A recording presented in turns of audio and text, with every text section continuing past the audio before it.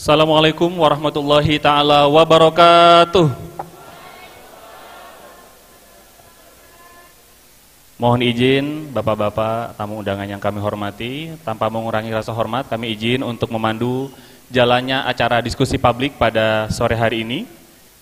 Tapi sebelumnya saya minta semangatnya ketika saya bilang Jatim, maka dijawab dengan maju berprestasi. Kalau saya bilang Probolinggo, saya itu sudah sangat hafal ya teman-teman. Jatim, Probolinggo, Probolinggo, Probolinggo. Oke, tepuk tangan untuk kita semuanya. Hadirin Bapak Ibu tamu undangan yang berbahagia, pada diskusi publik kali ini bersama calon pemimpin daerah yang sejatinya kita akan berdiskusi dengan calon wakil gubernur, namun karena ada satu hal yang tidak bisa ditinggalkan, Mas Emil Dardak harus lebih awal meninggalkan tempat acara. Namun jangan kemana-mana teman, karena narasumber kita kali ini juga tidak kalah luar biasanya, pemimpin yang akan mengawal pembangunan dan perbaikan di Probolinggo, yaitu Gus Haris dan pengusaha muda kita, Mas Asa Ahmad Salim Assegaf. Kami undang ke pentas, mohon izin Gus dan Habib. Kita beri tepuk tangan untuk Gus Dr. Muhammad Haris dan Mas Ahmad Salim Assegaf. Baik teman-teman, izinkan saya untuk mengawal dan memandu jalannya diskusi publik kali ini yang berjudul Pemuda, Pengusaha, dan Politik, Sinergi Baru untuk Masa Depan Kabupaten Probolinggo. Nah, sebuah fakta menyatakan bahwa Indonesia untuk menuju Indonesia Emas tahun 2045 memiliki cita-cita menjadi negara maju. Namun, rasio kewirausahaan di Indonesia berdasarkan data statistik tahun 2023 masih jauh dari target. Kita mencapai 3,47% untuk rasio pengusaha yang ada di Indonesia, sedangkan syarat minimal untuk bisa menjadi negara maju kita harus memiliki iklim ekosistem usaha sebesar 12%. Jadi masih tersisa 8,53% untuk mencapai rasio minimum agar kita bisa menjadi negara maju. Maka teman-teman yang hari ini hadir sebagai pengusaha muda atau yang masih berjuang menjadi pengusaha, itu merupakan niat yang sangat baik dan harus dilanjutkan. Maka dari itu kita akan berdialog pada kesempatan kali ini untuk kemudian bisa mendapatkan insight, gambaran, dan aware terhadap the importance of entrepreneurship. Bagaimana kemudian kita bisa menjawab tantangan zaman dan bisa memenuhi tujuan SDGs, Sustainable Development Goals, yang salah satunya adalah perkembangan ekonomi, kemajuan, dan minimnya angka pengangguran yang ada di Kabupaten Probolinggo dan secara luas di Jawa Timur. Jadi ada 4 pilar teman-teman Indonesia Emas berdasarkan Undang-Undang Dasar Pancasila 1945. Yang pertama, pilar yang pertama adalah pembangunan manusia serta penguasaan ilmu pengetahuan dan teknologi. Yang kedua, pembangunan ekonomi berkelanjutan. Yang ketiga, pemerataan pembangunan. Dan yang keempat, pemantapan ketahanan nasional dan tata kelola pemerintahan yang biasa kita sebut dengan good governance. Namun sebelum kita masuk ke acara serius, saya punya pantun teman-teman. Mohon nanti dijawab dengan saya ya, karena ini Probolinggo. Makan tahu sambal terasi, Jatim maju berprestasi. Satu lagi, makan kecambah lauknya sate. Yuk bersama berbenah untuk Probolinggo. Oke, saya sapa dulu narasumber kita yang pertama. Gimana Gus? Mohon izin. Gimana kabarnya Gus Haris? Alhamdulillah sehat. Alhamdulillah harus sehat. Harus selalu saya Gus. Dan menurut Gus Haris, bagaimana pandangan Gus Haris tentang peningkatan perekonomian yang ada di Probolinggo, khususnya partisipasi masyarakat muda untuk bisa ke depan lebih maju? Ya, kalau bicara tentang pengusaha muda, saya pikir sekarang sudah tidak elok untuk memisahkan antara pengusaha muda, tua, dan lain sebagainya. Karena rata-rata yang eksis saat ini itu ya rata-rata pengusaha muda semua ini. Top-top seperti sebelah saya ini juga bos saya, guru saya juga beliau ini Habib Ahmad ini. Nah, jadi hari ini alhamdulillah bahagia sekali kita berkesempatan ngaji ya terhadap orang-orang yang betul-betul kompeten di bidangnya, apalagi kita bicara tentang dunia usaha, perekonomian dan lain sebagainya. Tetapi khusus Kabupaten Probolinggo ini memang kita saat ini punya keprihatinan yang cukup besar ya. Jadi kita masih posisi termiskin keempat, gap antara keempat kelima itu juga masih sangat tinggi. Jadi jumlah masyarakat miskin kita itu ada sekitar 205.000. Kemudian IPM kita juga berada peringkat 6, itu baru saja naik dari 2 tahun lalu. Itu indeks pembangunan manusia kita itu dari peringkat keempat. Rata-rata lama sekolah masyarakat kita pun masih di angka 6,29 tahun. Kemudian stunting kita juga masih salah satu yang tertinggi. Pernikahan dini kita juga termasuk salah satu yang tertinggi. Dan insya Allah kalau tidak salah jumlah janda ya terbanyak itu masih Kabupaten Probolinggo. Masya Allah. Nah, ini yang tepuk tangan ini biasanya para pemburu janda ini. Jadi ada banyak hal. Jadi memang besar harapan kami itu di lebih banyak momen seperti hari ini. Ini memang momen yang sangat kita tunggu. Kita bisa diskusi, kita ngaji bareng, kita bertukar pikiran. Dan insya Allah semoga dengan hadirnya Mas Emil tadi, ada Habib Ahmad, dan kita semua, kita akan berupaya ke depan. Semoga nih ya, namanya harapan boleh saja, tapi kita yakin semoga Probolinggo ke depan bisa menjadi salah satu kabupaten terbaik di Jawa Timur. Amin, amin, amin. Kita amin. Tepuk tangan saudara-saudara semuanya.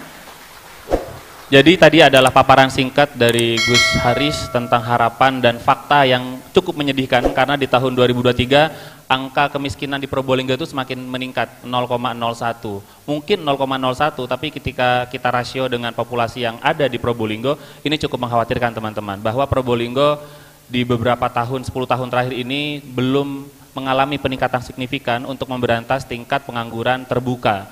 Sehingga beliau melihat data itu dan cukup prihatin dengan keadaan yang ada di Probolinggo, sehingga hari ini kita berkomitmen, teman-teman pengusaha juga sama-sama berupaya untuk memakmurkan diri kita dan orang-orang di sekitar kita. Kalau boleh menyapa abangku, Mas Asa, gimana abang? Sehat? Alhamdulillah, Assalamualaikum warahmatullahi wabarakatuh. Gimana bang pandangannya bang? Ya, sebelum saya memberikan pandangan,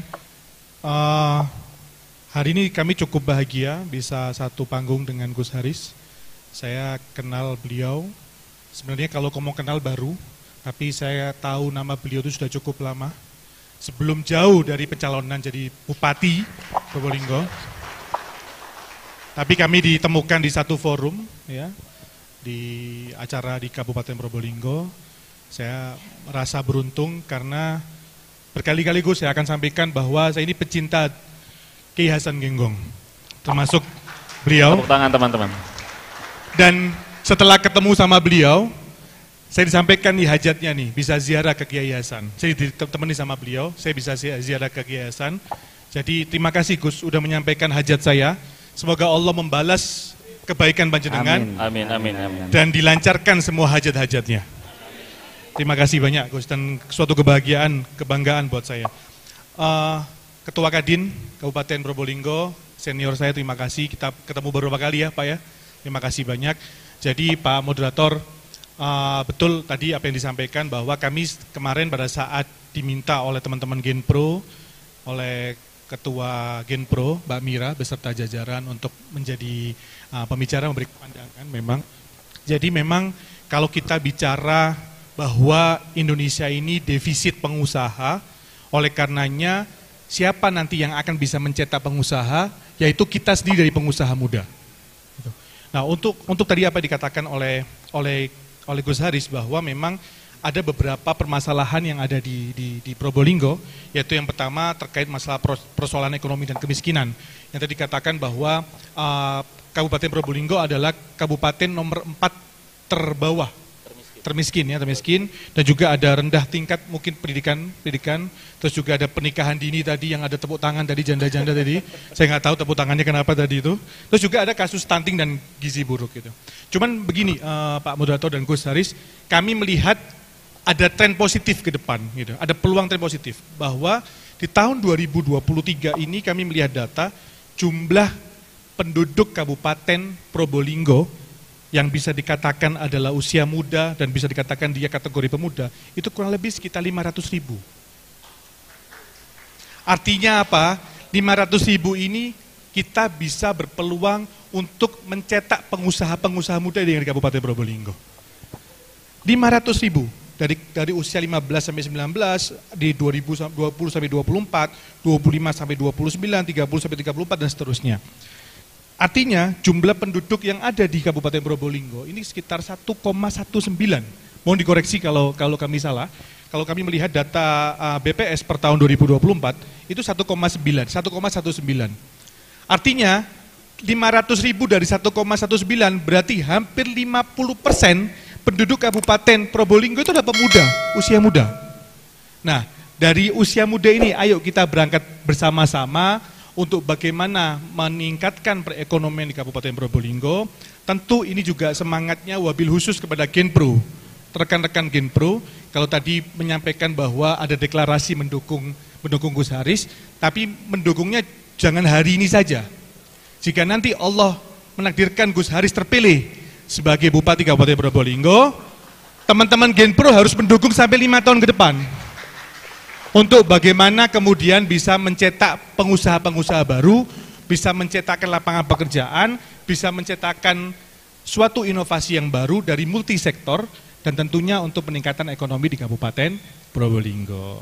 Begitu Mas Moderator. Betul. Menarik sekali tadi pandangan dari Mas Asa bahwa ternyata Probolinggo ini hampir 50% adalah pemuda. Tepuk tangan dong buat pemuda Probolinggo yang hadir kali ini.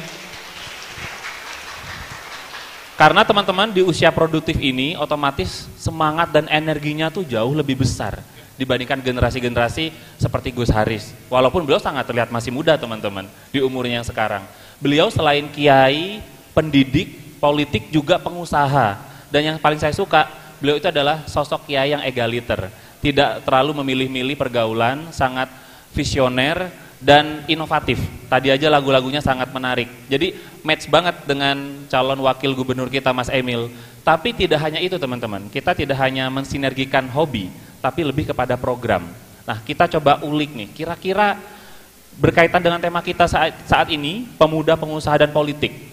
Ada apa dengan politik di Probolinggo? Apakah kemudian politik bisa menjamin bahwa iklim pengusaha terutama yang bisa mendukung dengan gerakan pemuda, gerakan Usaha Muda Probolinggo yang dipimpin oleh perempuan, lagi-lagi perempuan, Jawa Timur dipimpin perempuan, sehingga iklim perpolitikan di Jawa Timur ini sudah semakin baik, bahwa apresiasi terhadap peran perempuan itu juga sangat dijunjung tinggi, bahwa perempuan juga bisa memimpin. Nah, berhubungan dengan pemuda, pengusaha dan politik, boleh nggak Gus Haris memberikan pandangan seperti apa sih politik itu kemudian bisa menjadi jembatan buat menciptakan ekosistem yang sangat kondusif, progresif dan produktif untuk mengembangkan jiwa-jiwa kewirausahaan yang ada di Probolinggo, Gus. Monggo.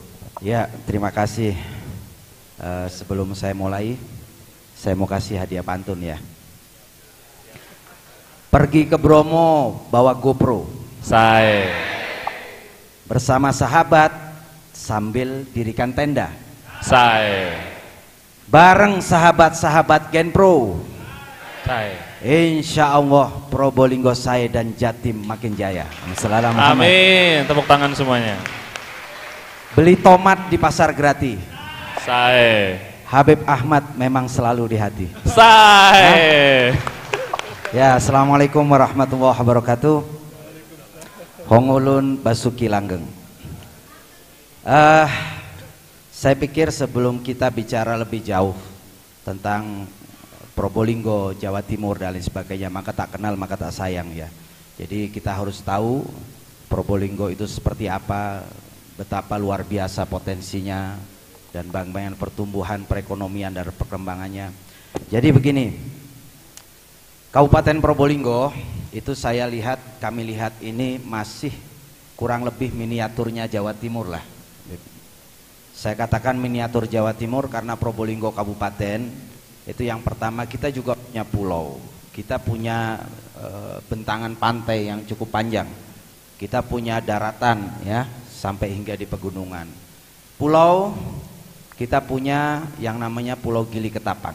Saya pikir teman-teman udah tahu lah Gili Ketapang, tapi saya yakin belum semuanya nyampe ke sana ya. Pulau Gili Ketapang ini adalah sebuah pulau dengan selebar kurang lebih 68 hektar dan dengan berbagai potensinya, merupakan pulau religius ya, sangat religius di sana dengan banyak sekali potensi, diantaranya alam bawah lautnya sangat indah, terumbu karang juga sudah mulai membaik, kemudian pasirnya putih, airnya jernih, kemudian ekowisatanya juga luar biasa, dan banyak di sana ada kampung kerambah. Kemudian di sana juga ada wisata religius ya. Ada petilasan dari Syekh Maulana Ishaq di sana juga berdiri.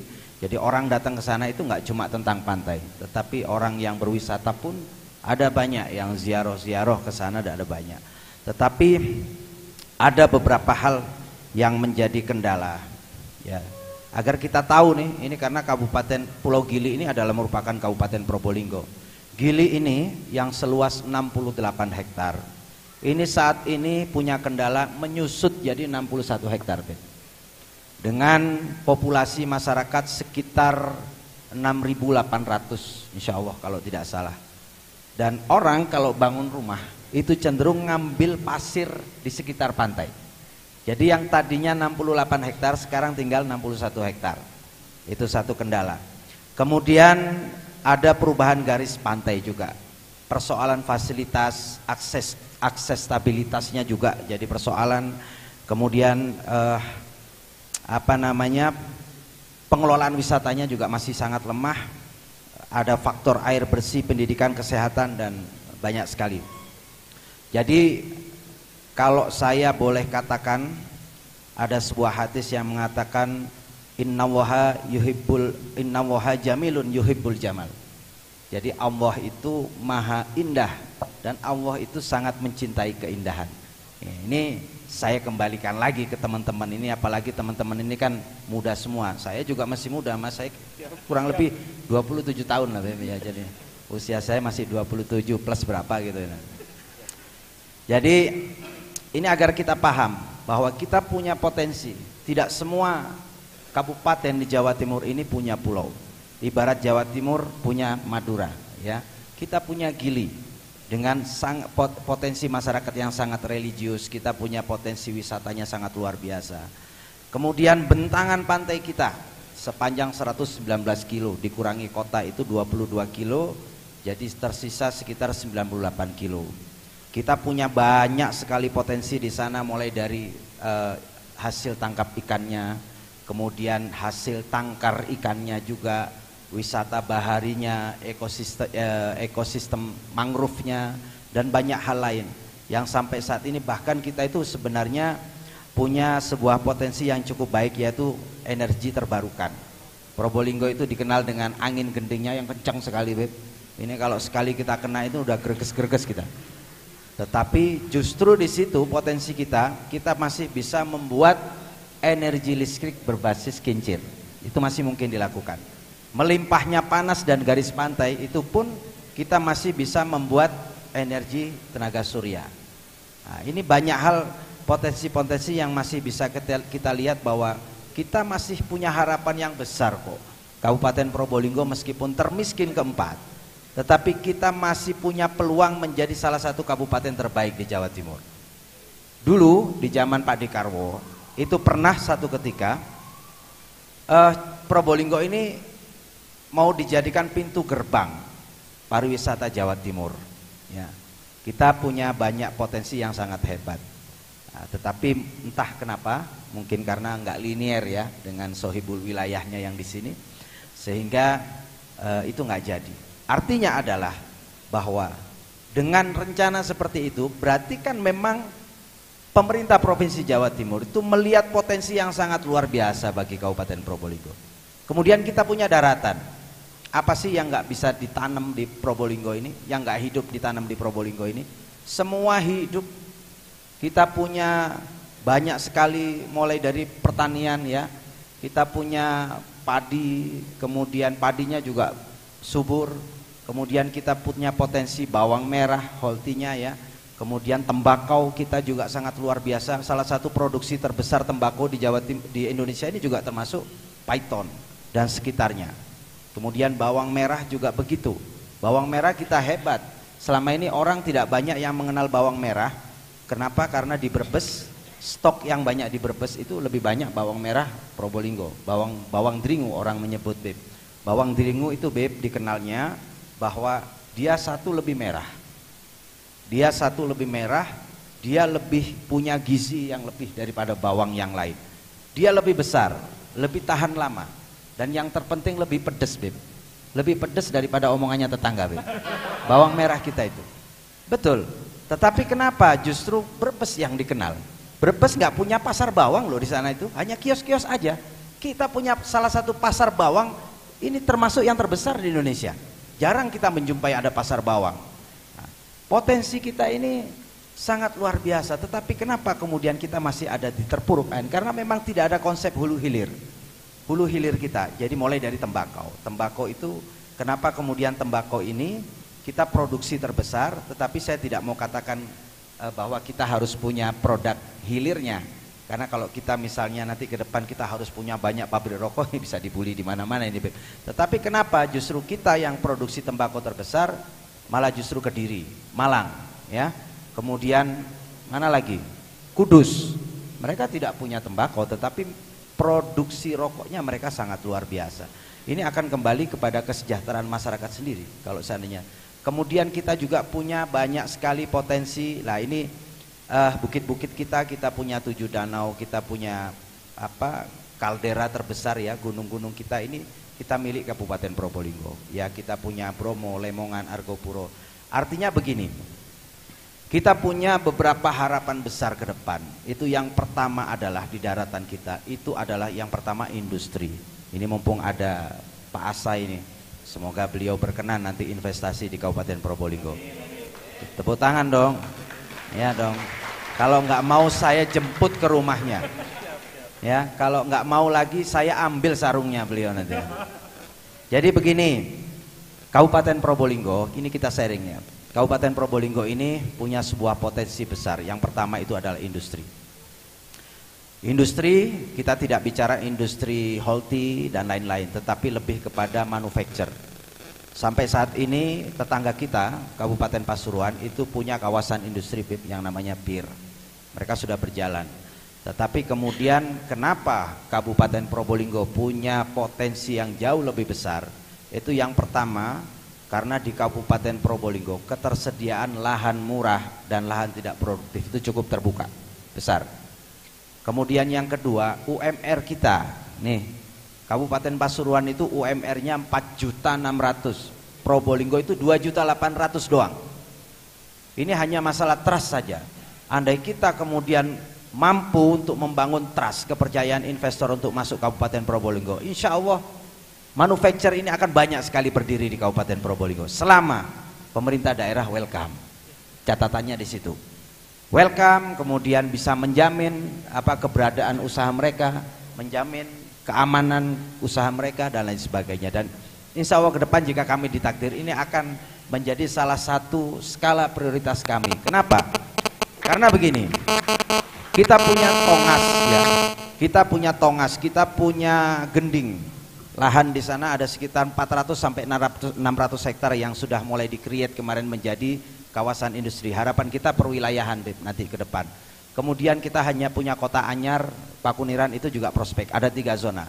Artinya begini, kalau kemudian industri manufacture banyak berdiri di Kabupaten Probolinggo, yang pertama adalah peluang lapangan pekerjaan kita akan besar. Pengangguran ini akan terkurangi secara sporadis, apalagi kalau kebijakan kita misalnya 70% wajib hukumnya KTP Probolinggo yang bekerja di manufacture kita. Itu yang paling penting. Yang kedua, upgrading skill. Upgrading skill ini penting. Jadi begitu ada banyak manufacture, pasti ada, mereka butuh standarisasi usaha. Dan ini akan ada BIMTEK dan lain sebagainya, sehingga membuat masyarakat kita secara otomatis kalau bekerja pasti harus di-upgrade dong skillnya. Kemudian yang ketiga, besar harapan kalau manufacture dan pabrik-pabrik ini masuk di Kabupaten Probolinggo, CSR mereka ini akan menyelesaikan semua persoalan yang ada di desa-desa Kabupaten Probolinggo. Tongas misalnya, sebagai kecamatan termiskin kedua, ada yang nggak punya air, ya, ada yang nggak punya listrik dan lain sebagainya. Ini dengan CSR saja udah pasti selesai, gitu loh. Jadi artinya kita punya peluang besar di situ. Yang kedua, panjang dikit nggak apa-apa ya, mohon maaf. Yang kedua, kita punya potensi luar biasa itu di bidang pariwisata. Kenapa Kabupaten Probolinggo ini kemudian punya berbagai potensi yang menarik? Kita punya Bromo, Bromo ini internasional, sebuah mercusuar pariwisata. Tapi kenapa orang kemudian datang ke Bromo, gusuh, langsung pulang, nggak sempat minum, bahan makanannya aja bawa sendiri kadang-kadang, Beb. Jadi kenapa? Karena kita ini belum sampai di titik kita bisa menjadi tourism hub. Ini penting. Kita belum bisa menjadi hub. Ke depan target Kabupaten Probolinggo kita harus bisa menjadi tourism hub. Sama halnya seperti Banyuwangi, Malang. Mereka datang hari pertama datang ke Batu, hari kedua kemudian ke Cangar, hari ketiga ke Bromo. Nah, ke depan kita punya mimpi besar. Mercusuar pertama itu adalah Bromo dan sekitarnya. Kita punya di situ ada Bromo, ada Madakaripura, ya, waterfall kita, ada juga waterfall unggulan juga. Kita punya Sariwangi yang sangat indah. Ini menjadi satu kesatuan. Kenapa Bromo ini kemudian sampai saat ini masih begini-begini saja di Kabupaten Probolinggo? Jujur karena kita miskin event. Kita nggak punya event sama sekali. Event itu ya kadang-kadang kalau ada jazz gunung gitu rame. Kasodo rame juga kemarin dibatalkan. Tidak boleh ada pengunjung dan lain sebagainya. Ke depan kita punya program yang namanya 100 event dalam 1 tahun. Wajib itu. Minimal 6 skala nasional yang harus kita adakan di Kabupaten Probolinggo. Bikin event itu nggak sulit kok, nggak harus duit APBD juga. Kita juga masih ada collaboration funding, gitu loh. Kita di Genggong ya, acara Genggong Go Green, Muktamar Kopi, Ngaji Tani, skalanya nasional. Sepeser pun kita nggak pakai duit pemerintah, nggak pakai. Kita asal mau usaha saja, CSR banyak yang mau bantu. Karena kita confident ke depan harus dalam 1 tahun kita punya 100 event di Kabupaten Probolinggo. Bromo minimal setiap bulan harus punya event. Bikin event gampang. Kita sudah punya Jazz Gunung, kita punya Hari Raya Karu, kita punya Kasoto. Ini ada festival udeng kek, festival kuda kek, festival kentang kek. Banyak event itu yang bisa kita bikin. Intinya harus ada rundown tetap yang disiarkan oleh oleh Dinas Pariwisata menunjukkan bahwa ini loh di Bromo dalam 1 tahun kita punya beberapa agenda, termasuk banyak hal lah ya. Jadi kita punya itu. Kemudian yang kedua, besar harapan kami mercusuar kedua itu Kabupaten Probolinggo ke depan. Ini wajib hukumnya. Wisata pantai dan pulau kita itu harus bisa menjadi mercusuar kedua. Kita punya Bentar, di samping banyak ya, ada pantai klasik, Duta dan lain sebagainya. Tetapi kita punya Bentar, pantai Bentar yang mungkin panjenengan selama ini lihat begitu-begitu saja. Tetapi jika Bentar ke depan kemudian dipegang oleh salah satu investor besar di sebelah saya nih, ya, ada Jatim Park di Kabupaten Probolinggo, setuju nggak? Ini kita tidak hanya bicara mercusuar ya, karena konsep kita ke depan kita punya target program 100 desa wisata. Sampai saat ini kita baru 1 desa wisata yang terdaftar di kementerian. Tetapi ke depan konsep Bentar ini harus dipegang oleh investor besar. Itu adalah pilihan yang nggak bisa ditawar. Mohon maaf, mungkin saat ini sudah dipegang oleh salah satu investor, tapi nanti akan kita bicarakan, Bet. Intinya harus ada daya tarik yang besar. Bagaimana orang yang jalan di tol nih, kita kan punya persoalan punya persoalan akses ini. Kita bagus, oke, ada akses tol. Tetapi kemudian alasan apa yang harus kita buat agar orang mau keluar dari pintu tol? Nah, berarti kan di situ harus ada daya tarik yang lebih.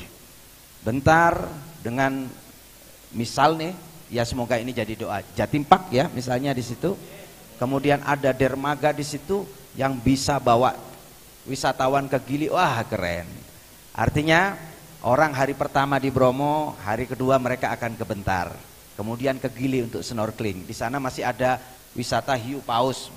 Hiu paus ini kalau ketersediaan makanan bagus, mereka pasti akan datang. Nah, ini bisa dikelola dengan baik. Ya, masih banyak water spot juga mungkin. Mercusuar ketiga kita yang kita punya dan juga sangat potensial itu di daerah Tiris Krucil.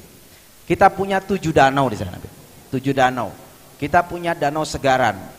Yang konsep terbaiknya itu adalah water spot di sana. Jadi danau ini ya mirip-mirip Toba kecil lah. Toba kecil ini sudah mulai digagas, ada event dayung di sana. Event dayung latihan, nanti ada event nasional di sana. Ada air panas juga. Kita punya Ranu Agung yang jadi konsepnya itu silent lake. Jadi kalau misalnya ada banyak hunian di sana, kemudian pagi hari sore itu sunsetnya itu. Nah, jadi di antara danau ini yang tenang ini ada tebing yang sangat keren sekali. Nah, ini kita besar harapan kita.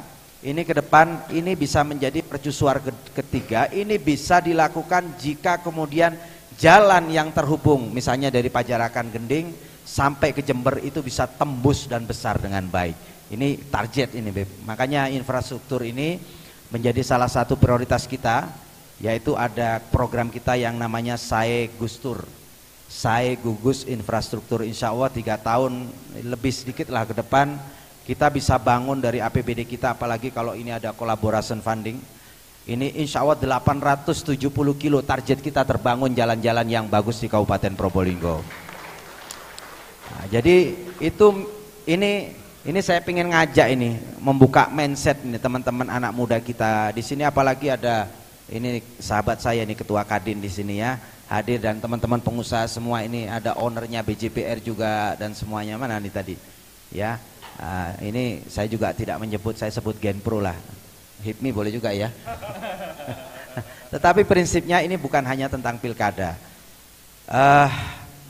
bukan hanya tentang pilkada. Pilkada memang harus kita ikhtiarkan, pilih nomor Probolinggo, udah cukup.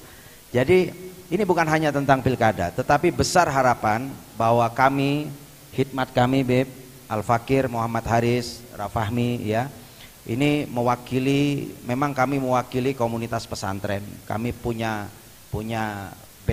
background pesantren dua-duanya, tetapi ini ke depan bukan hanya tentang pesantren, bukan hanya tentang religiusitas, tetapi bagaimana ke depan kita membangun perekonomian kita ini agar bisa bergerak dengan cepat.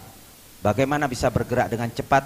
Karenanya industri pariwisata ini harus betul-betul kita kebut. Mulai dari desa wisatanya, proyek mercusuar kita harus berani minimal. Makanya kan dari awal kenapa kami membuat tagline SAE. SAE ini adalah ya meskipun secara umum sejahtera, amanah religius, eksis, berdaya saing sesuai keinginan kita, tetapi SAE ini bahasa Jawa, Madura, Sunda ya, itu artinya kurang lebih baik lah, berkah, baik semuanya Beb. Artinya ada orang yang mungkin gimana rezeki kamu, oke, dia punya dapat rezeki yang gede, duit banyak, tapi belum tentu sehat juga kan, belum tentu oke juga keluarganya gitu.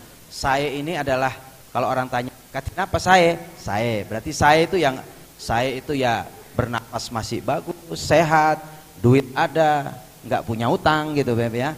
Ada utang pun nggak banyak-banyak gitu kan. Istri bagus, anak-anak bagus lah.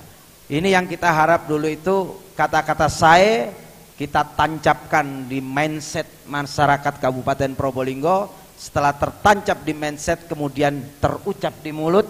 Setelah terucap di mulut bisa terbreakdown di kelakuan ya yang kita lakukan. Nah, itulah kemudian besar harapan kita ke depan Kabupaten Probolinggo itu betul-betul SAE itu. Jadi SAE artinya rezeki masyarakatnya bagus, masyarakat bisa makan, akhlaknya juga terjaga dengan baik dan berkah semuanya. Tetapi prinsipnya tanpa ada kebaikan akhlak, tanpa ada rizki yang barokah dan tanpa ada kebaikan akhlak masyarakatnya juga, maka tidak akan pernah ada daerah yang baldatun thayyibatun warobun ghafur. Jadi ini saya ingin ngajak diskusi nanti ke depan, ini loh potensi Kabupaten Probolinggo, tetapi terkait program perekonomian dan lain sebagainya banyak sekali, terutama terkait anak-anak milenial ya. Ke depan kita punya target ada 10 rumah milenial yang akan kita bangun di hampir di 24 kecamatan Kabupaten Probolinggo. Kemudian ada 1000 kreator milenial yang harus kita create ya ke depan.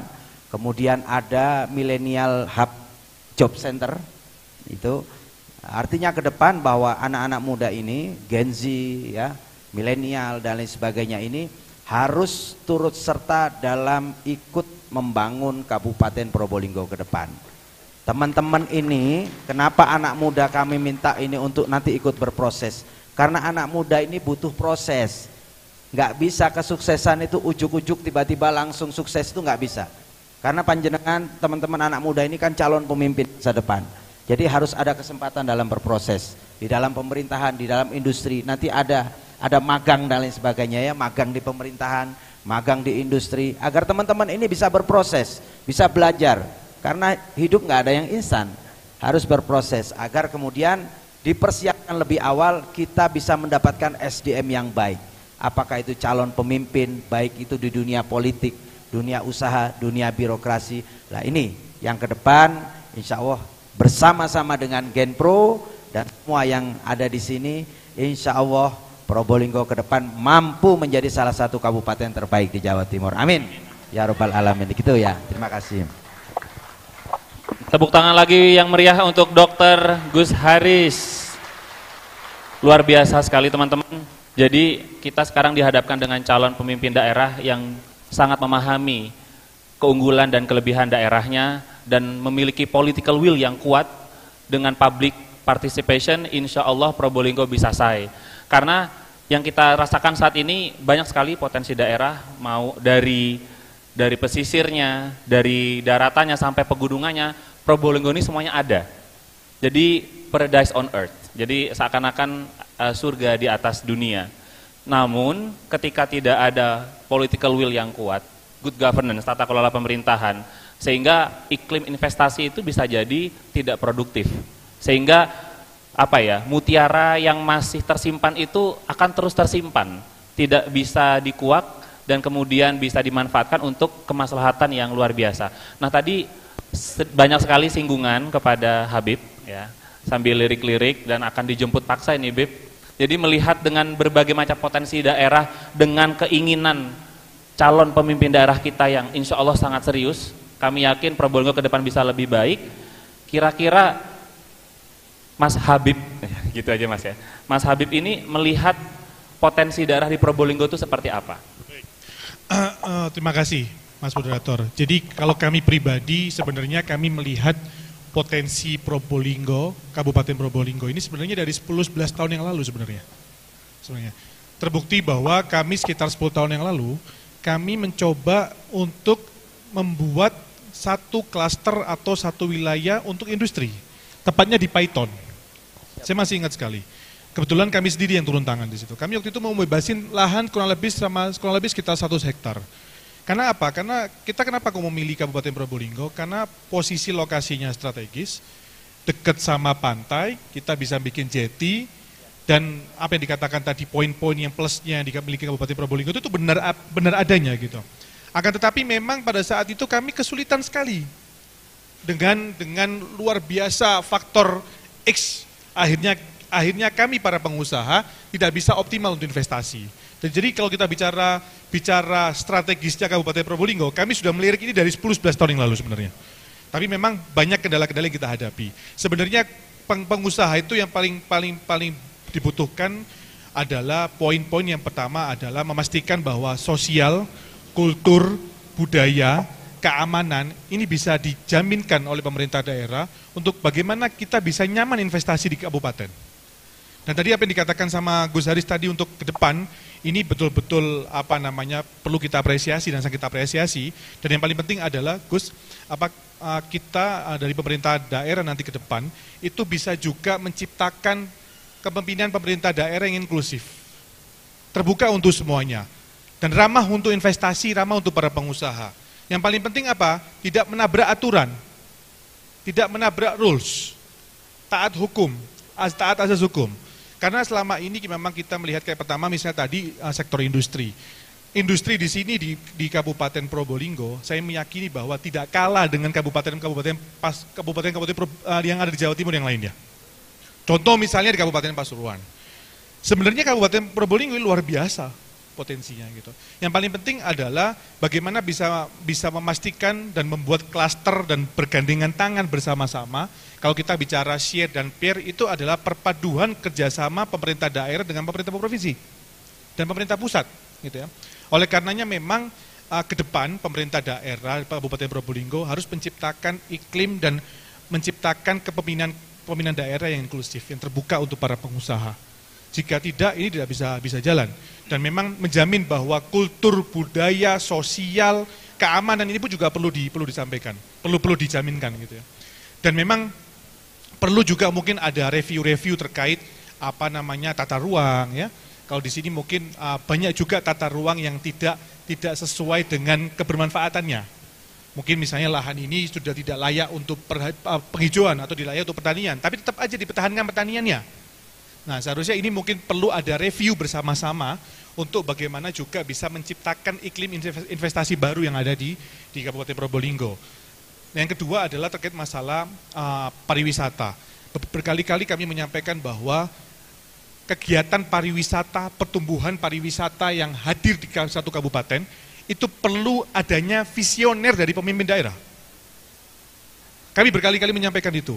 Dan saya melihat tadi apa yang disampaikan sama Gus Haris, ini ada optimisme kita nih, untuk bagaimana Kabupaten Probolinggo bisa menciptakan iklim pariwisata yang lebih baik. Beri tepuk tangan dulu ke Pak Gus Haris. Kami keliling beberapa daerah, Gus. Kadang-kadang kepala dinas pariwisatanya itu di beberapa daerah itu terkesan kepala dinasnya itu transit dulu sebelum pensiun. Beberapa saya temukan konsep itu. Jadi akhirnya apa? Akhirnya bikin kebijakan, bikin policy, bikin ini juga setengah-setengah gitu ya. Mungkin juga kami sedikit memberikan pandangan bahwa ke depan kalau memang iklim investasi pariwisata, sektor pariwisata ingin bergerak, itu betul-betul pemimpin daerah dibantu oleh tim super team yang di dalam internal untuk bagaimana punya visioner yang tinggi seperti kepala daerahnya untuk bisa menciptakan iklim pariwisata yang baik. Yang kedua mungkin selain investasi pariwisata, teman-teman, paketannya sebenarnya Gus, saya sepakat sekali, pariwisata itu tidak akan bisa lepas dari ekonomi kreatif. Ada satu daerah yang mungkin teman-teman tahu semua di Jawa Timur, satu daerah itu pertumbuhan ekonominya sangat-sangat terpengaruh oleh kegiatan ekonomi kreatif. Di Jawa Timur. Yang dulu mungkin orang tidak tahu potensi kota itu, tapi bisa berkembangnya karena ekonomi kreatif. Dan kami menyambut positif sebagai pengusaha, Gus, bahwa ke depan nanti jika Gus Haris terpilih, akan membuat 100 event. Ini luar biasa 100 event ini. Dan 100 event ini saya meyakini bahwa akan terserap tenaga kerja, akan bergerak UMKM, dan juga akan menciptakan inovasi-inovasi kreatif-kreatif, bisa menciptakan juga bisa meningkatkan ekonomi Kabupaten Probolinggo. Oleh karenanya, saya tidak menyampaikan banyak, karena tadi sudah diborong semua sama Gus Haris, dan saya mengamini, insya Allah Gus bisa terlaksana, bisa terwujud, antum nanti bisa insya Allah takdirnya terpilih. Amin, amin. Tepuk tangan semuanya. Karena apa yang Gus Haris tadi sampaikan luar biasa, saya melihat, dan teman-teman Genpro, generasi pengusaha muda Probolinggo, mendukungnya, deklarasinya jangan hanya hari ini aja. Tapi harus mendukung nanti jika memang takdirnya Allah terpilih beliau, 5 tahun ke depan harus dikawal terus untuk bagaimana bisa menciptakan iklim-iklim untuk keramahan investasi di sini. Karena teman-teman kegiatan ekonomi itu harga mutlak untuk kemajuan kabupaten atau kota tertentu. Harus. Karena apa? Tujuannya untuk mensejahterakan masyarakat ujung-ujungnya. Kalau sejahtera masyarakat, pasti faktor sosial, faktor keamanannya juga pasti baik. Kalau misalnya kemudian kegiatan usahanya tidak maksimal, kegiatan ekonominya juga masih stagnan atau mungkin bisa cenderung menurun, pasti kegiatan sosialnya, keamanannya pun juga pasti perlu dipertanyakan, pasti perlu kerja tinggi gitu ya, pasti kriminal juga tinggi dan sebagainya. Oleh karenanya kami bersepakat bahwa saya berharap juga ke depan nanti di Kabupaten Probolinggo bisa menciptakan kepemimpinan inklusif ya, Gus ya, kepemimpinan inklusif dan tentu bisa ramah untuk investasi. Dan insya Allah kami dari para pengusaha, kami pun juga pengusaha, insya Allah siap bisa berkolaborasi dan menciptakan lapangan-lapangan pekerjaan baru untuk Kabupaten Probolinggo. Tepuk tangan dong buat Mas Habib. Baik, ini luar biasa sekali ya teman-teman. Jadi 1 kali dayung, 2-3 pulau terlampaui. Jadi mengundang beliau ini alhamdulillah ada komitmen bersama, bersinergi, dan terintegrasi. Bahwa iklim positif dan iklim yang sangat nyaman untuk berinvestasi itu perlu diciptakan, bukan ditunggu. Karena selama ini sepertinya Probolinggo banyak menunggu dan banyak berharap dari investor, namun tidak melakukan sebuah perubahan, baik itu dari regulasi, iklim investasi, dan juga partisipasi masyarakat. Karena tidak sedikit juga para calon investor yang tidak jadi menanamkan uangnya untuk berinvestasi di satu daerah, itu gagal dikarenakan tidak ada komunikasi yang baik dengan pemerintah daerah ya. Betul sekali. Ini realita yang terjadi ini. Betul. Itu. Ya, yang kita rasakan itu, Beb, memang ada sebuah trauma ya, kayak trauma panjang yang selama ini investor cukup masuk Probolinggo ini jadi momok. Jadi cerita lama, kemudian jadi memang sama halnya dengan kemarin kita ketemu beberapa investor dari Shanghai juga di Jakarta. Mereka karena di China ini kan sudah stuck ya, nggak ada yang bisa dibangun lagi. Mereka mau tak buang duit di Indonesia ini juga masih nunggu kebijakan presiden baru dan lain sebagainya. Jadi betul memang ke depan ramah investasi, kemudian inklusif. Itu memang wajib dilakukan karena bagaimanapun kalau bupati itu cuma duduk-duduk aja ya, kemudian nggak mau keluar, nggak mau ngajakin gitu ya. Memang ke depan sosok kepala daerah harus berani keluar, bikin gala dinner, ketemu dengan pengusaha, punya mapping nih, aku punya ini nih, wes kon iso kerja apa, bangun dhisik gitu aja lah. Susah-susah izin belakangan ya, setuju nggak sih? Ya itu seperti itu yang dilakukan oleh Mas siapa? Bupati Banyuwangi, Mas Anas. Ya Mas Anas tuh sering cerita tentang itu. Jadi Pulau Gus, udah bangun aja dulu, nanti izin belakangan. Nah, masalah ini kan masalah kebijakan saja. Dan ini memang yang bisa memberikan kebijakan memang seorang kepala daerah. Semoga lah kita ke depan bisa sampai di titik itu. Amin, amin. Yang penting struktur komunikasi, saya sepakat sama Gus tadi, struktur komunikasi dengan pengusaha juga disusun dengan baik. Dan diajak ngopi aja para pengusaha ini, ya kan teman-teman? Ngopi, duduk bareng, saya yakin akan terwujud investasi di sini. Siap, tepuk tangan luar biasa. Apalagi beliau nih. Ya kita amini teman-teman, semoga ini menjadi sebuah kenyataan bahwa iklim investasi itu perlu dibentuk. Dan itu benar katanya tadi bahwa pola komunikasi dan bagaimana kemudian pemerintahan yang inklusif, yang bisa terbuka dengan berbagai macam jenis investor yang kemudian akan menanamkan investasinya di Probolinggo ini menjadi nyaman teman-teman. Karena kalau sudah nyaman pasti saya. Maka dari itu saya pikir tagline saya ini banyak makna filosofisnya. Bahwa kesejahteraan masyarakat jadi nomor 1. Bahwa amanah religius itu juga berhubungan dengan etika, tata krama dan akhlak. Bahwa Kabupaten Probolinggo untuk bisa menjadi iklim yang positif perlu partisipasi publik. Masyarakat semua membuat orang yang datang ke Probolinggo ini nyaman. Kalau ada di Bromo, turisnya dibuat nyaman.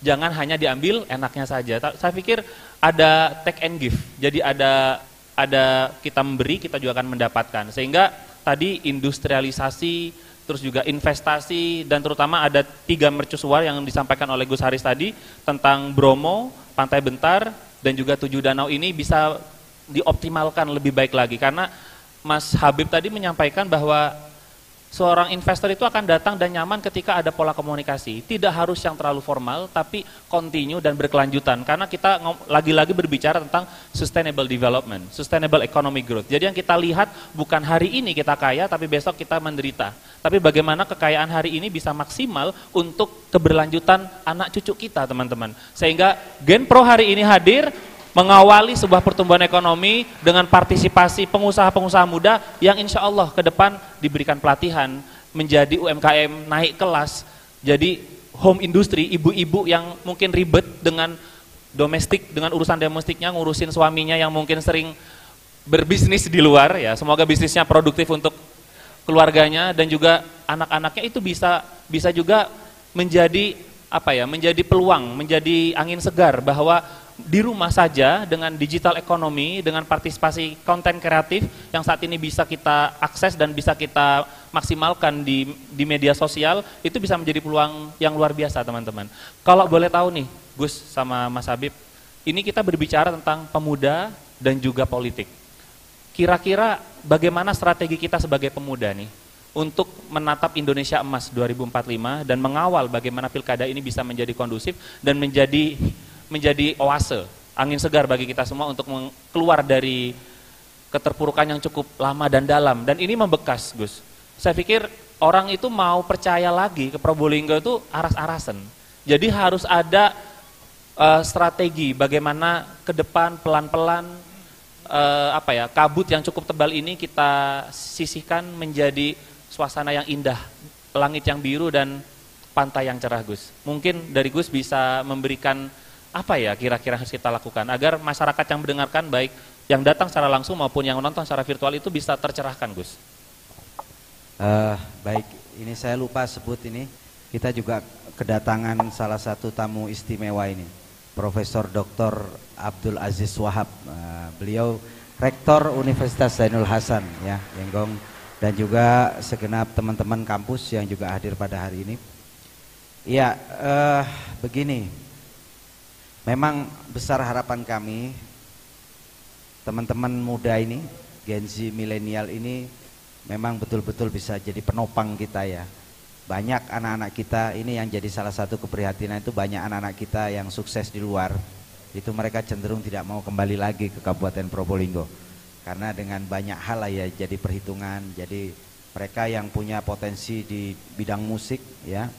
Kayaknya kemarin kita sempat bikin acara Beb, itu ada musik collaboration ya, musik collaboration all genre. Jadi di Sasana Krida 2 hari yang lalu atau kemarin malah kalau nggak salah. Nah, ini kita kasih penghargaan kepada mereka yang nyiptain lagu-lagu lah ya. Kita kasih penghargaan. Ini banyak sekali begini, banyak anak-anak kita yang sukses di kota lain, baik itu sebagai pengusaha, baik sebagai musisi, seniman dan lain sebagainya. Mereka cenderung tidak mau kembali lagi ke Kabupaten Probolinggo, dan ini yang nanti ke depan, makanya memang tugas kita tidak hanya pemerintah daerah tapi teman-teman juga yang lain. Ini bagaimana kita bisa menciptakan suasana dan peluang yang nyaman lah di Kabupaten Probolinggo ini, agar kemudian tersedianya lapangan pekerjaan, tersedianya peluang mereka berkreasi dan bisa sejahtera di rumah sendiri ya ke depan. Dan ini penting kiranya untuk kita bangun bersama. Teman-teman yang memang asli Probolinggo dan udah sukses ini harus kita tarik nih.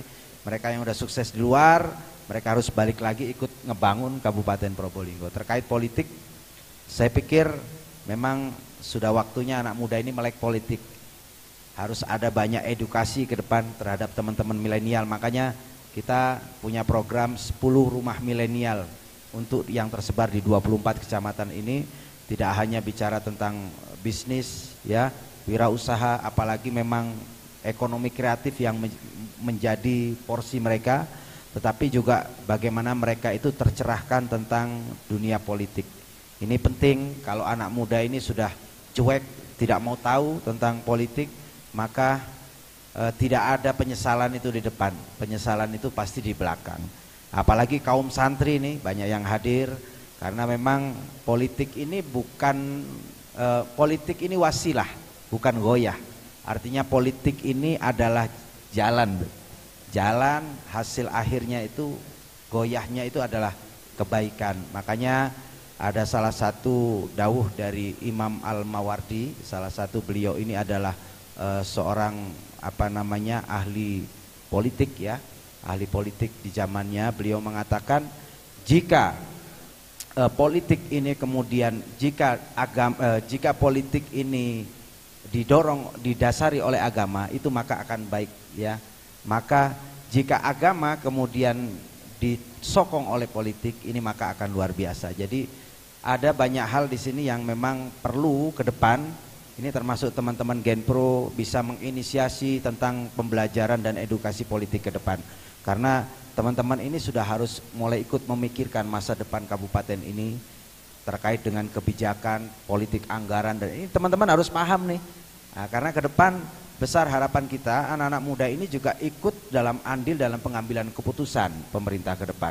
Ini jadi masa depan Kabupaten Probolinggo ini mindsetnya jangan hanya kemudian ditumpukan sukses tidaknya itu oleh seorang bupati, DPR, karena pemerintah daerah ini kan ada dua, satu legislatif, satu kepala daerah. Nah, alhamdulillah saat ini 35 kursi dari 50 kursi itu sudah ada di dalam koalisi besar kita. AKD juga sudah milik kita semua. Artinya ke depan insya Allah tidak ada kebijakan yang sulit untuk kita breakdown di Kabupaten Probolinggo ini. Apalagi ke depan insya Allah jika ditakdir kita menang mutlak, maka insya Allah akselerasi kita untuk ngebangun nih Kabupaten Probolinggo insya Allah akan aman, lancar dan tentrem. Itu harapan kita ke depan. Tetapi memang penting harapannya ke depan ada banyak diskusi-diskusi, bertemu teman-teman ini tidak hanya bicara tentang bisnis, tetapi mulai bicara tentang bagaimana sih perpolitikan Indonesia, bagaimana perpolitikan Kabupaten Probolinggo, apa yang mesti kita bangun bersama. Karena dari dulu ini kan ada mindset politik itu jahat, sehingga kita berbondong-bondong untuk ngapain sih mikirin politik, paling politisi ya kerjaannya begini, bohong, korupsi dan lain sebagainya. Ini sesuatu yang harus mulai kita kikis nih, kita buang. Karena kita harus belajar betul bahwa politik dan negara ini, kita ini hari-hari ini kan nggak lepas dari urusan politik. Deketin pacar aja kita pakai politik ya, mau minjem duit sama temen aja kalau nggak ada politiknya nggak bisa. Ya, semua ini sebenarnya politik, cuma karena kemudian kita harus bersentuhan dengan partai, dianggapnya ini sebuah politik praktis. Tetapi anak muda ke depan harus betul-betul tidak hanya memahami tentang dunia-dunia anak muda saja, dunia bisnis dan lain sebagainya, tetapi dunia politik ini teman-teman harus mulai melek ke depan. Jadi hidup kita ini kan tidak hanya tentang seberapa banyak duit yang kita dapat, ya sekaya apa kita hidup, tapi seberapa manfaat usia kita bagi orang lain. Itu tentunya kesuksesan kan kuncinya di situ. Terima kasih. Ya, menarik sekali. Jadi lagi-lagi hidup itu tidak hanya untuk diri sendiri, tapi hidup untuk kebermanfaatan. Kalau dari Mas Habib menyikapi ini kan kita sudah melihat nih ada peluang bahwa regulasi, investasi dan iklim itu akan nyaman untuk berbisnis. Karena kita punya 30 anggota dari 50 di DPR. Sehingga regulasi itu akan bisa mensupport. Maka hadirnya hari ini salah satu edukasi bagaimana pembuat regulasi itu kemudian bisa menciptakan iklim. Kalau dari Mas Habib saran nih atau kiat-kiat bagi teman-teman pemuda yang hari ini mungkin belum terlalu melek politik atau harus mempersiapkan diri, karena sukses itu nggak dibangun sekilas atau 5 tahun, tapi terus-terus 10 tahun ke depan dan lain sebagainya. Nah, untuk jangka panjang dan jangka pendeknya saran yang saran yang Habib berikan kepada teman-teman pemuda yang hadir kali ini seperti apa? Baik, sebelum masuk ke politik, saya cuma beri gambaran bahwa teman-teman yang sudah jadi pengusaha itu benar-benar harus memberikan banyak manfaat. Manfaatnya adalah yang pertama, bisa juga menciptakan, melahirkan pengusaha-pengusaha baru. Jangan pernah takut disaingi, karena rezeki itu sudah ada Allah, sudah ada yang ngatur, ya Allah, yaitu Allah SWT. Yang kedua adalah pengusaha itu akan bisa dikatakan sukses kalau 3 hal masuk dan sudah dilakukan. Yang pertama, bisa memberikan manfaat untuk keluarganya, wabil khusus untuk ibunya. Karena Gus, kami bisa jadi pengusaha itu bukan karena kepintaran saya, tapi karena seorang doa ibu saya. Tidak ada kepintaran dari kami, tapi saya meyakini bahwa semua takdir Allah yang kita dititipkan jadi pengusaha itu berkat juga karena doa ibu saya. Yang kedua adalah kita bisa bermanfaat untuk diri kita. Yang ketiga yang paling penting adalah bermanfaat untuk masyarakat, untuk rumah kita. Kalau kita tidak bisa memberikan manfaat 3 azas ini, kita nggak akan bisa masuk kategori pengusaha yang sukses. Karena pengusaha yang sukses itu bukan tolak ukurnya dari uang, tapi besar kecilnya kita bisa memberikan manfaat untuk banyak orang. Nah, untuk politik, teman-teman, saya sepakat dengan Gus Haris bahwa kita ini tidak akan bisa lepas dari politik, teman-teman. Nah, beri warna yang positif, beri tren yang positif, dengan pola komunikasi kita, dengan pengawalan kita bersama-sama untuk kita masuk ke berpolitik, untuk bisa memberikan dan bergandengan tangan dengan pemerintah daerah, dengan instansi-instansi lain, untuk bisa bersama-sama membangun Kabupaten Probolinggo. Intinya teman-teman semuanya, jadilah kita pengusaha yang bisa memberikan banyak manfaat untuk rumah kita sendiri. Kita tidak boleh memperkaya rumah orang lain kalau rumah kita sendiri belum kaya. Sepakat ya teman-teman ya? Jadi harus jadi pengusaha handal dan banyak bermanfaat, wabil khusus untuk rumah kita sendiri. Itu aja moderator. Tepuk tangan dulu buat narasumber kita yang luar biasa kali ini teman-teman. Jadi beliau menyampaikan ini sebetulnya hal yang sederhana dan ini berasal dari bagaimana kita meyakini dan mengimani apa yang beliau sampaikan, bahwa 3 kunci sukses teman-teman untuk menjadi pengusaha. Bahwa yang pertama, bermanfaatlah untuk keluarga, terutama untuk ibu kita. Karena hadirnya kita hari ini di dunia karena perjuangan ibu dan keluarga kita. Jadi jangan pernah lupa dengan asal muasal kita dilahirkan dan untuk apa kita hadir ke dunia ini. Yang kedua, manfaat untuk diri sendiri. Jadi kalau menjadi pengusaha masih bangkrut ya, masih kesulitan, jadi jangan dolimi diri sendiri. Jadi bagaimana kemudian pengusaha itu bisa menafkahi diri sendiri, tidak bergantung dan menyusahkan orang lain. Dan ketika bisa bangkit dan mandiri secara ekonomi, maka bermanfaatlah untuk masyarakat. Karena sesungguhnya khairun nas anfa'uhum linnas. Orang yang paling baik itu adalah orang yang paling bermanfaat teman-teman. Itu juga disepakati oleh Gus Haris. Jadi berpolitik itu bukan masalah kita ketakutan dengan isu dan banyak pemberitaan yang miring tentang politik. Tapi politik itu adalah a bridge to reach your goals. Bahwa politik itu adalah jembatan untuk mencapai tujuan kita. Bahwa politik itu wasilah katanya Gus Haris. Jadi kita nggak pernah bisa terlepas dari yang namanya politik. Setiap hari kita mendengar berita pasti ada politiknya. Kita mau mengejar cewek pasti juga ada politiknya. Gimana strateginya untuk bisa menaklukkan gebetan kita.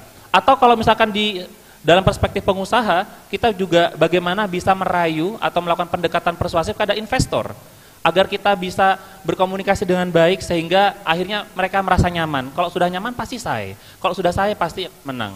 Memenangkan hati investor dan memenangkan hati masyarakat Probolinggo. Sehingga teman-teman ini adalah kerja kolektif. Bukan kerja Gus Haris dan Rafami saja, tapi kita bersama harus mengupayakan kemenangan ini karena kemenangan ini adalah kemenangan masyarakat Probolinggo. Probolinggo nomor 2. Saya. Baik. Nah, untuk lebih menghidupkan diskusi publik kita pada kesempatan kali ini, saya akan membuka hanya 5 kesempatan untuk bertanya. Dan kami harap pertanyaan ini bisa ditujukan kepada kedua narasumber kita.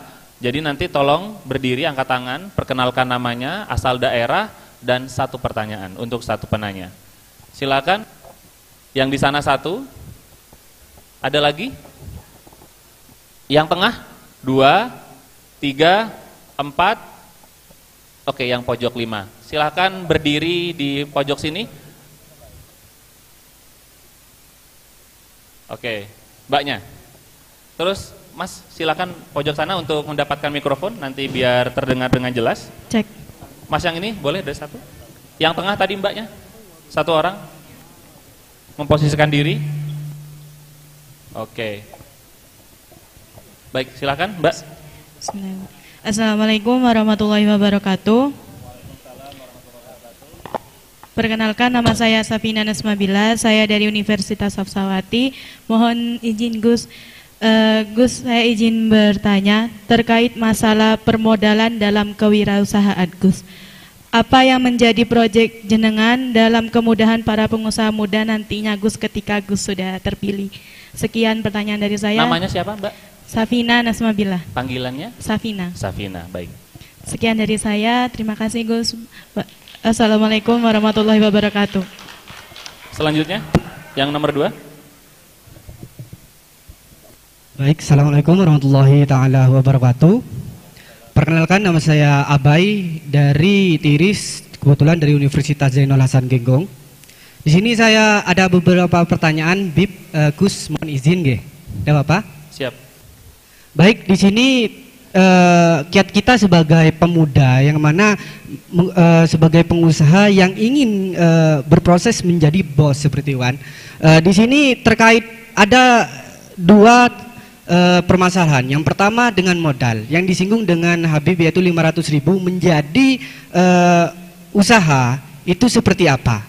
Dan proyeknya ketika paslon 2 terpilih itu apakah nanti karena pemuda ini kurang investasi leher ke atas, apakah nanti akan diadakan edukasi atau seminar seperti itu? Dan apabila tadi juga menyinggung pariwisata seperti itu, Kebetulan saya berasal dari Tiris. Karena pemuda-pemuda sana banyak mirisnya, banyak yang merantau karena kurangnya peduli kepada wisata tersebut. Bagaimana ketika kita ingin membuat wisata yang mana spotnya masih kurang diperhatikan, apakah nanti akan dipersulitkah atau nanti akan dipergampangkah? Dan yang selanjutnya, apa terobosan ke depan untuk pemberdayaan UMKM dan bagaimana? Karena selama ini belum ada wadah untuk mengenalkan UMKM dan ciri khas Probolinggo di kancah tapal kuda maupun nasional. Terkait politik juga, karena menyinggung tentang politik. Politik hanya sebagai identitas yang dipandang buruk di telinga masyarakat dengan adanya dugaan keterlibatan oknum yang menjelekkan arti politik itu sendiri. Apakah bisa politik sebagai penyokong ekonomi ke depannya, dan jika bisa adalah konsep yang bisa kami pegang jika paslon 2 terpilih tadi dan juga gubernur terpilih untuk memajukan ekonomi di Probolinggo, yang mana selama ini Probolinggo termasuk dalam daerah termiskin di statistik. Itu saja, terima kasih. Wassalamualaikum warahmatullahi taala wabarakatuh. Terima kasih. Mohon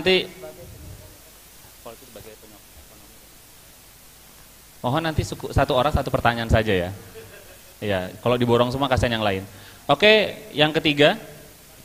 Hanya 5 ya teman-teman, ini yang berdiri banyak sekali. Bisa dititipkan pertanyaannya, kalau misalkan sama. Tadi pertanyaannya Mas itu juga mirip sama yang Mbak Safira tentang modal, permodal usaha. Yang berkaitan dengan modal mungkin bisa duduk pertanyaannya. Monggo Mbak. Baik, Assalamualaikum warahmatullahi wabarakatuh. Perkenalkan, saya Sabila Farodisa, delegasi Universitas Islam Zainul Hasan Genggong. Di sini saya akan bertanya tentang tadi dijelaskan oleh Gus Haris bahwa pemuda harus berpolitik atau politik itu adalah wasilah. Jadi kami pemuda masih kurang dalam berpolitik gitu Gus, utamanya Genpro ya. Jadi kami berharap bisa langsung mendapat wasilah atau politik langsung dari jenengan Gus Haris gitu. Udah itu aja. Baik, terima kasih. Yang keempat. Assalamualaikum warahmatullahi wabarakatuh. Perkenalkan, nama saya Irfan Maulana, berasal dari Universitas Hafsawati, dari Prodi S1 Bisnis Digital. Mohon izin bertanya, apakah nanti ketika Gus Haris jadi bupati, adakah program khusus terkait pelatihan khusus untuk para generasi milenial, khususnya dalam dunia digital yang saat ini sudah banyak berinovasi dan berkembang? Mungkin itu aja dari saya. Assalamualaikum warahmatullahi wabarakatuh. Oke, terima kasih. Cukup yang dari sini ya. Ini kayaknya santrinya Gus Haris semua. Ada yang bukan dari Genggong nggak? Oh, ada yang dari sini. Ini mbaknya kayaknya mau bertanya.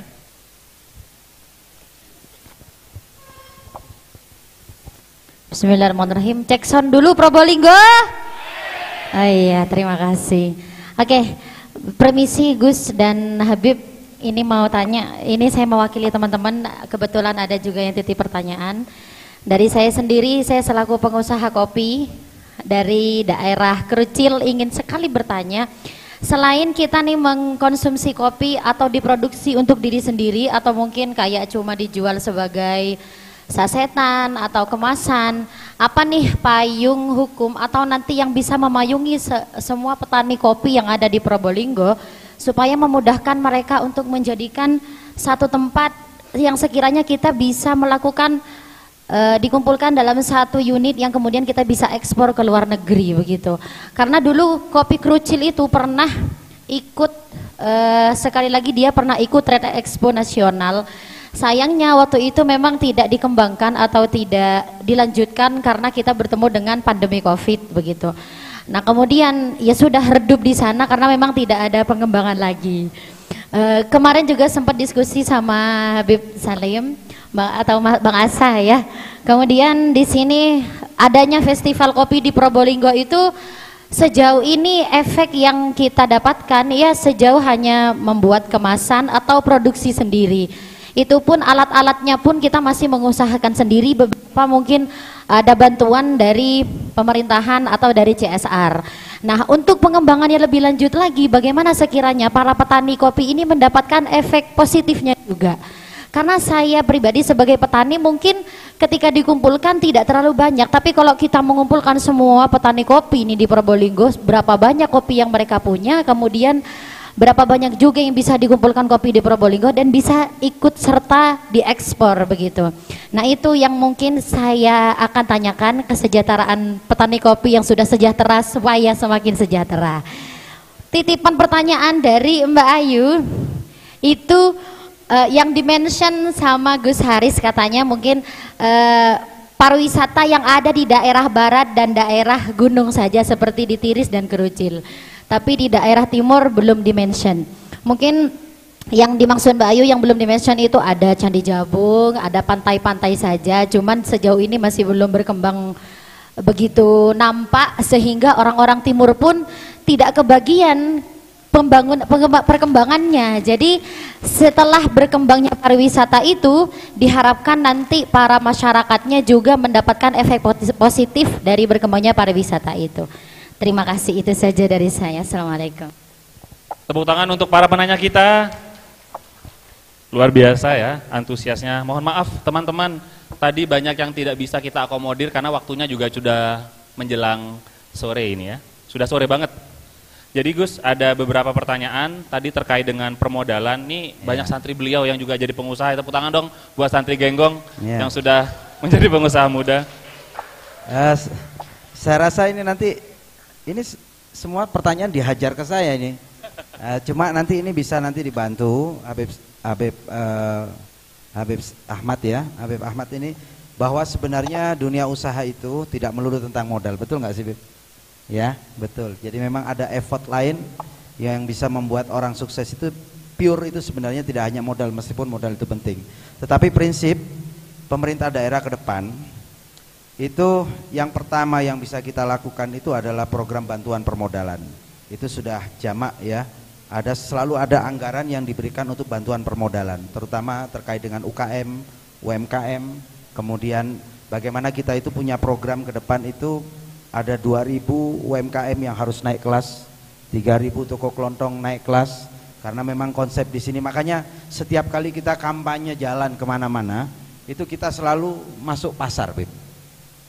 Jadi selama ini kalau kita kampanye misalnya di salah satu kecamatan, kita pasti datang ke pasar itu. Kita melihat perekonomian itu bergerak dengan baik atau tidak, itu dari pasarnya.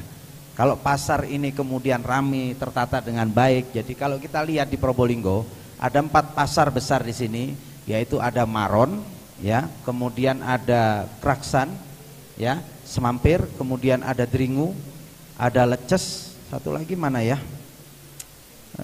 Mana ya? Lupa saya. Paiton agak lumayan besar.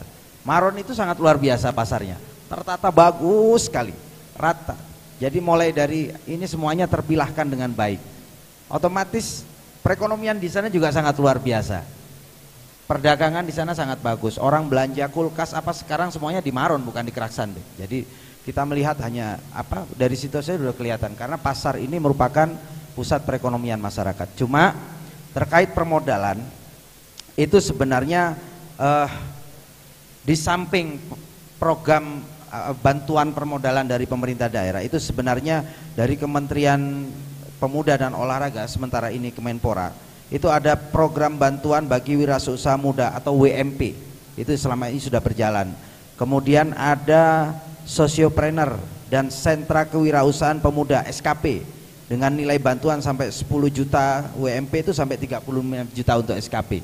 Dan kemarin juga kita dengar dari kementerian, semoga saja Beb, dari Menteri Mentan, itu siapa anak muda yang mau jadi petani ya, itu akan kan ya penghasilan 10 juta per bulan asal mau jadi petani. Ini karena sebagai bentuk keprihatinan banyak anak-anak muda kita itu yang sudah nggak mau jadi nelayan, sudah nggak mau jadi petani ya, karena dianggapnya kotor dan lain sebagainya. Tapi kita lihat ini teman-teman kita di depan ini Mas Setio ini, nah, Mas Setio, terus Mas Henry, terus kemudian Mas Ainur, mana tadi Mas Ainur, nah ini kan pengusaha kopi. Jadi beliau-beliau ini juga petani muda. Bahkan kita di program kita untuk nelayan, khusus untuk nelayan milenial, nelayan milenial, insya Allah kita akan berikan satu kapal kepada satu kelompok milenial nelayan. Asal anak-anak muda ini mau ya berprofesi, tidak meninggalkan nelayan kita. Karena jujur saja dunia perikanan ini memang sedang lesu sekarang, hampir 2 tahun agak susah ikan ini ditangkap, makanya harus ada solusi ikan tangkar dan lain sebagainya. Terus kemudian ada kemitraan dengan lembaga keuangan, kita pasti backup. Jadi pinjaman dengan lembaga keuangan, kemudian pendirian lembaga permodalan kewirausahaan, misalnya seperti LKPP dan lain sebagainya lah ya. Terus yang jelas ada pelatihan, pendampingan, makanya ke depan 10 rumah milenial, kemudian ada apa namanya milenial center ya. Ini yang kita khususkan untuk teman-teman milenial agar mudah mendapatkan pekerjaan di 24 kecamatan. Terus pertanyaan selanjutnya apa ya tadi? Edukasi politik yang jelas ke depan harus mulai sering nih. Gagasan yang dimunculkan teman-teman Genpro hari ini tidak boleh berhenti di sini saja, tetapi ke depan nanti boleh teman-teman Kadin, teman-teman HIPMI udah nggak pakai Genpro lagi nih ya kalau sudah pilkada ya, udah.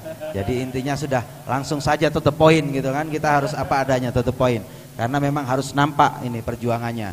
Jadi ke depan harus banyak ini acara yang seperti ini kita gagas, ada banyak pertemuan sering-sering lah, apalagi nanti kita siapin ada 10 rumah milenial, ada milenial job training, ada 500 KUB kelompok usaha bersama juga yang kita harus ada nanti kita buat di Kabupaten Probolinggo dan banyak hal lain. Apalagi ke depan besar harapan kita ini untuk gender nih ya, untuk sosial kita ini, gender kita ini khusus untuk perempuan. Ke depan target kita harus ada 1000 pengusaha wanita yang ada di Kabupaten Probolinggo. Ya, ini penting, besar harapan kami ini ke depan perempuan-perempuan harus siap nih, harus siap tetap produktif, harus siap jangan kalah sama suaminya paling tidak ya, jangan kalah sama suaminya, ini harga diri nih ya, bahaya. Terus kemudian ya terobosan pariwisata, apa tadi, lebih ke apa tadi pertanyaannya? Oh ya, ini saya bicara tentang secara umum ya. Secara umum tadi kita sampaikan itu 3 mercusuar, memang 3 hal ini yang akan bisa kita bangun agar wisatawan luar itu banyak datang ke Probolinggo, kemudian buang duit di sini sehingga perekonomian, iklim perekonomian ini akan hidup. Itu yang paling penting. Kita mau bikin apa ekonomi kreatif, UMKM sebagus apapun kalau duitnya nggak ada muter di sini juga nggak ada yang beli dong. Gitu loh. UMKM mau digenjot seperti apa kalau daya belinya nggak ada juga percuma.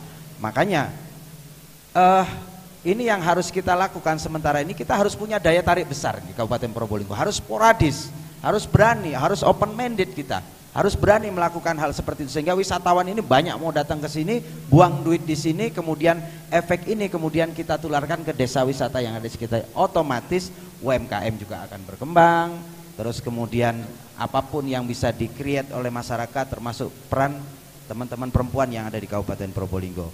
Pendidikan politik juga begitu. Ini makanya di sini ada dunia kampus ya, dari apa Pancamarga, dari Unza, Hapsawati dan lain-lain ini. Saya minta ke depan juga kebijakan pemerintah ke depan ini nanti juga libatkan tidak hanya tentang pemerintah daerah, legislatif, tetapi juga perguruan tinggi harus terlibat lebih jauh, termasuk anak-anak muda terlibat lebih jauh dalam penyusunan program ke depan pemerintah daerah.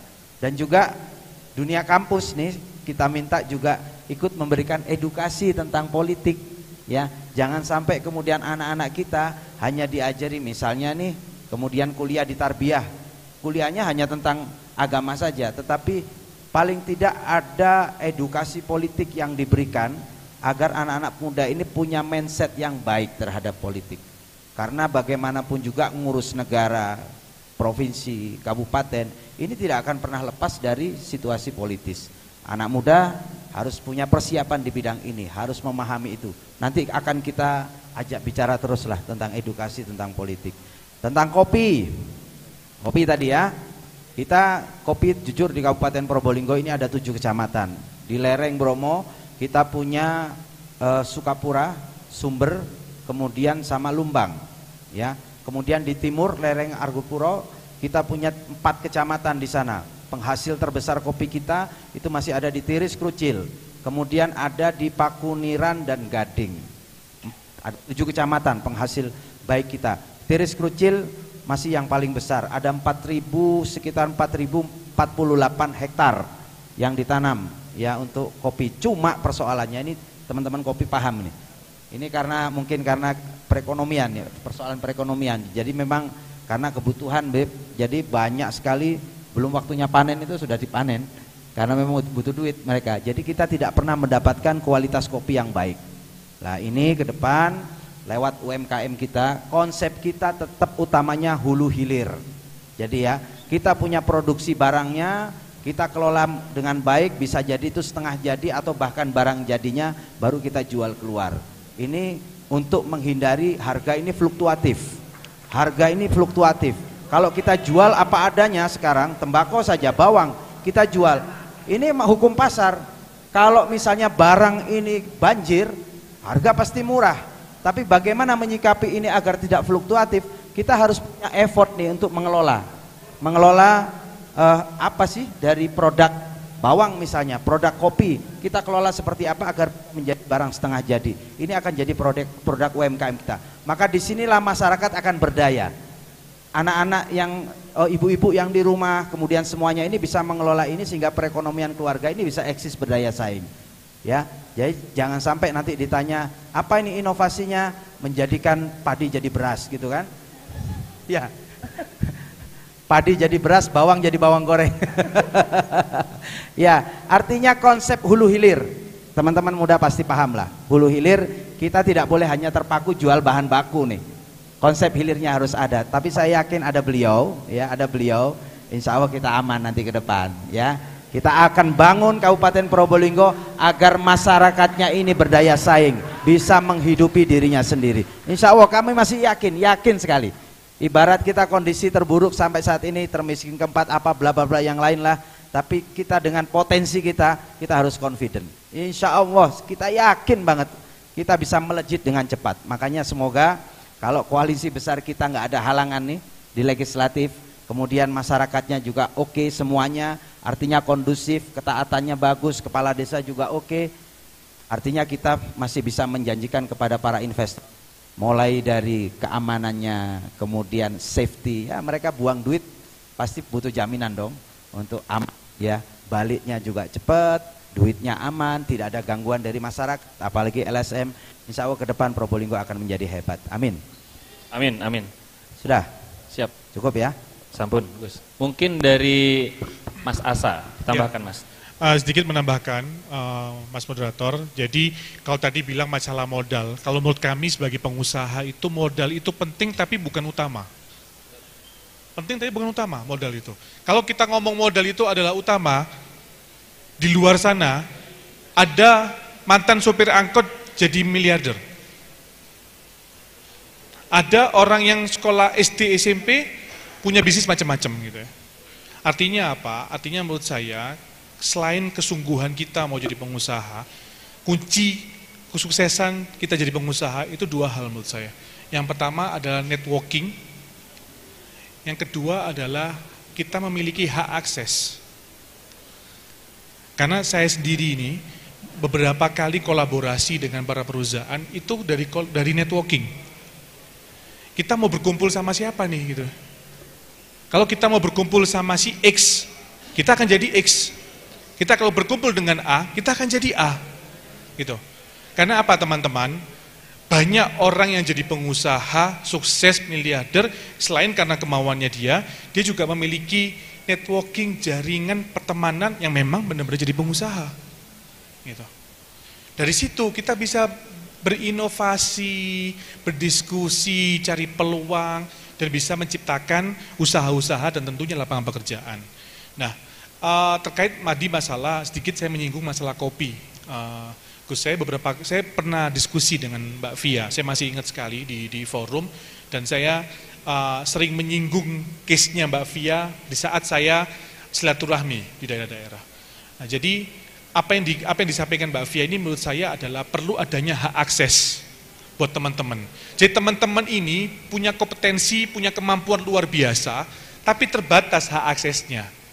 Oleh karenanya, para pengusaha muda harus bergandengan tangan bersama-sama dengan pemerintah untuk bisa membuka hak akses luas-luasnya untuk teman-teman pengusaha itu.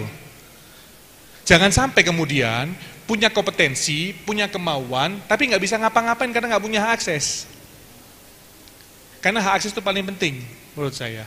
Jadi Mbak Via dan teman-teman harus diskusi banyak, harus diskusi berkelanjutan dan duduk bareng, terus saling sharing dan sebagainya agar satu sama lain itu bisa saling backup dan bisa juga memberikan hak akses.